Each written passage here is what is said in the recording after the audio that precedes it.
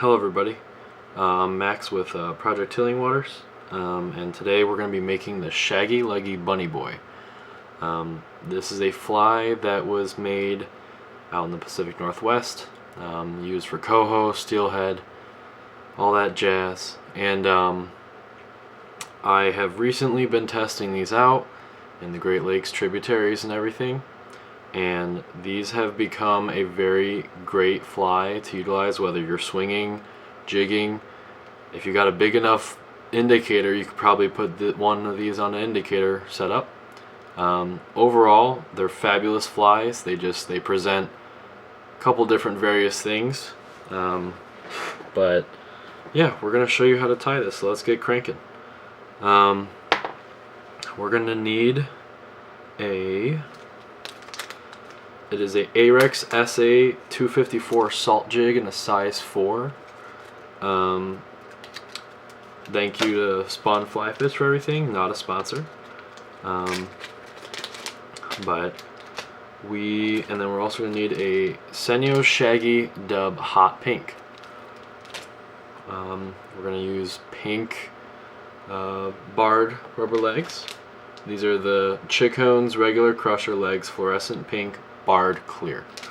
The nice part about this fly is you can change it up a little bit, so instead of doing this pattern today, we are going to use a different color zonker, and this is going to two-toned fuchsia and white. Great, nice, fluffy, warm, soft pattern that once it's in the water, it just makes a nice cushioned pattern. But we're also going to need some somewhat different shanks than normal. A lot of people use 10s, 15s, 20s, and everything above. Spawn Fly Fish makes per millimeter different sizes. So we're going to use 11, 12, and a 13, and then we're going to use braid instead of a shank to tie on to the salt jig hook. So let's get to it. So we're going to hook up in the vise that 11 millimeter.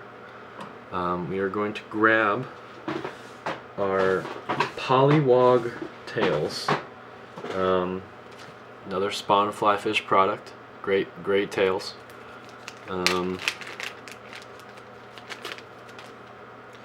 So these tails, I usually like to kind of pull them, get them loose, because sometimes they're kind of tightly packed in there. It's okay. As you can see, there's kind of a taper to them. There's a fine-tuned taper, and then there's just an overall. It goes from big to small very fast. I like to use the small side to tie down on, and then have the thick end of the tail out. We're going to use white thread with this because the zonker is white to the core. So we're going to tie that on. This is definitely a somewhat intermediate fly, but once you figure out the pattern, because throughout this whole fly it is all the same. It's a consistent fly overall. But so before we do anything, we're going to get that Polliwog tail on there. This is a regal vise. I like to use, this is probably, you probably do an 1.5 inch or even a little bit more with the tail, because these tails aren't that long. But usually I'll just do about that much. So probably you could, the bending part of your index finger can definitely help with that. So I'm going to crank that down. Actually, hold on, wrong side. There we go.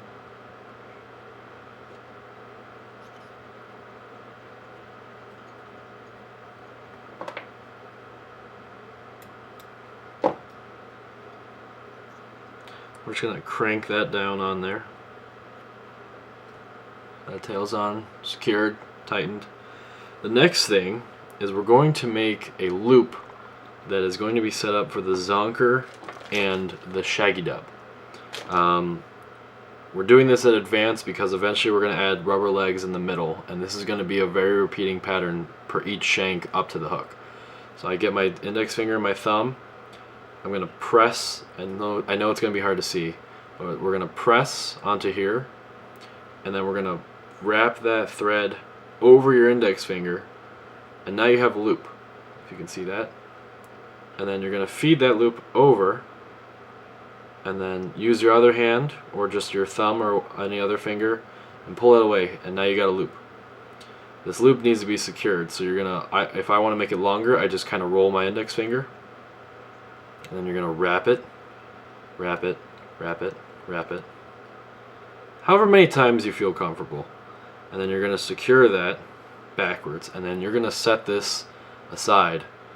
And just because this is 140 thread, it'll just kind of stay there, and that's what you want. And then you're gonna bring this thread forwards to the middle of that shank. Try not to do many wraps.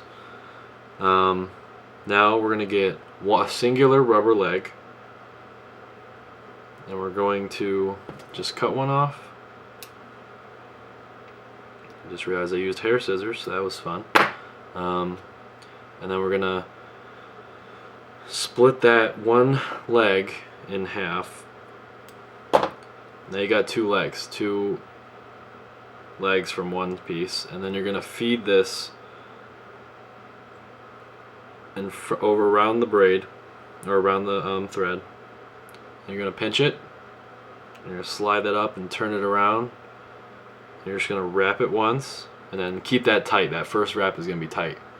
Leave it like that, and then you're gonna wrap again. And then what we're gonna do, pull two of those legs over towards you or away from you, and then wrap it, and then seal those rubber legs that are curling forwards. So now that's done. Now on your vise, if you have a bobbin holder for the thread, this is when it'll come in handy. So as you can see, there it is, I got one right there. I like to have one with me. If you don't have this is okay, it just makes it a tiny bit easier. So I'm going to bring, hold on, a little oopsie right there. That's okay, it's what happens with these flies. We're going to put that away. And then there's a couple ways we can do this. So we're going to make this composite loop of rabbit zonker and the shaggy dub, which I love. It's the best thing ever. And you can either, while you're wrapping this loop, you're going to be pulling these rubber legs away every time. So a trick I learned is I get pliers. These are Hareline's material clamps. Sorry, it's hard to tight lens. You're just going to pull these away. Just keep these flat so the pliers can grip it, and just kind of, or hold on, other way, and just seal the deal. That's it, done. Everything's away. You can now make the loop. Everything's gonna be secure. You're gonna get your spinner. This is a ginormous one I got. It's very nice. You can either use, depends on how comfortable you feel about making loops, because there's not a lot of materials going into this. I use low-tack swax by Loon on my loop. You don't always have to, so it's just kind of a confidence thing in terms of like, are you able to do it? Are you not able to do it? Whatever makes you happy. That's the whole thing right here. We're making flies for fun, for fish. Now, we're gonna get our shaggy dub.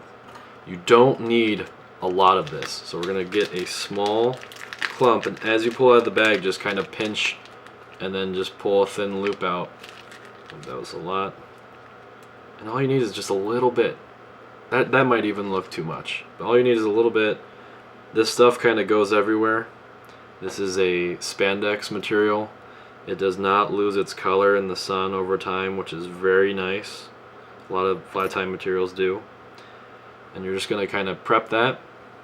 You're going to open up that dubbing loop. You're going to feed that through and then seal it and just leave it, because eventually we're going to spread it, but not now. We're just going to leave that right there. That low-tack wax is going to hold it. Now we're going to get this rabbit zonker, and this rabbit zonker for the next two shanks, it's going to be a slight taper in terms of how far you trim this off. So all of these are going to be about an inch, so about that much. So you got your little clump right there, done. Doesn't have to be perfect. when it comes to the rabbit, and then I like to pull this back to make it nice and straight. And what we're going to do, it's a nice little trick I learned. We're going to open up that loop. It might be hard to see on the camera. We're going to open up that loop. And we're going to feed that rabbit zunker all the way through up to the hide and then seal it. So on the last shank of this fly, that's how much you're going to put on, but because we're at the back of the tail, we're going to cut that down by like a quarter or even a third of that rabbit, as you can see. It might help there. Then you're just going to pull that thread, that loop down, and you're going to cut it. You're just going to cut that hide off and that little bit of zunker. Sometimes this happens, and that's okay. You still got plenty of zunker material on there. This is also the tail, so it's okay not to have a lot. So a lot of times you're going to see this stuff's going to want to be a little bit freeing and move around and do whatever. So you can either use a bodkin or your fingers, and you're just going to kind of spread it out a little bit. The nice part, now that you have all this stuff away, the rubber legs away and the thread, you're just going to pinch it all the way up. I know this is going to be blurry, it's going to suck, but it's okay. And you're going to prep spin it, is what I like to do. And then you're just going to slowly pull your two fingers to you. You're just going to slowly watch that curl, and then you're going to let it spin. And now make sure none of them are getting tangled. When you spread these shaggy dub legs evenly, a lot of times you don't have to pick them out. If you do get one stuck, they're very easy to snap off, but they'll stay there. They'll just snap apart. They don't get funky looking. It cooperates really nicely. Okay, so everything's pretty much ready to go. And then I'm gonna spin it one more time because nothing really got messed up. You can use a dubbing brush, but don't use it on the shaggy dub. You're gonna use it on the rabbit. There's also one little, there we go. Okay, now this is somewhat the tricky part, but you're gonna wrap that thread that doesn't have any material on there, and once you get close, you're gonna pull this back. I'm gonna zoom in a little bit. You're gonna pull this back, and you're gonna wrap the shaggy dub behind the rubber legs, and once all that is wrapped around, you're gonna let that material clamp, or if you didn't do this, you're just gonna let those rubber legs float back. So now I'm at the rabbit zunker. I'm gonna pinch this off, pull this back, and now you're gonna wrap it. And then wrap it around. And that's pretty much it for the tail. You're just gonna wrap this around. You're gonna get all your stuff, put that away, get your bodkin or bobbin, and then you have that tag end still from the composite loop that you made. So you're gonna wrap this around in many various ways, enough to secure the deal. I wrap behind that loop, front of the loop, behind the loop, front of the loop, behind the loop, front of the loop. You can do that about 3 times. Just anything to keep that loop in place. And then depending on how you do it, you can use a whip finish tool. I whip finish with my fingers. And then you're going to snap that off.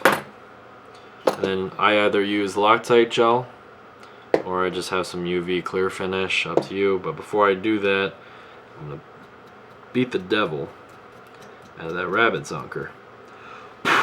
That's the tail. I mean, just the tail by itself kind of already looks like a fly pattern, which is great, by the way, which is awesome. You could definitely do that exact thing on just a hook by itself, and I guarantee you can catch fish that way. Be a good way to do it. I'm going to use the UV glue today. And on the bottom. And all these materials on this fly glows. Everything is UV, which is awesome. Helps with everything.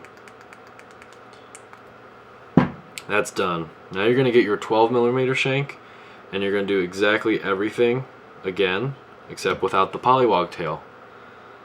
So we're going to Put that on there.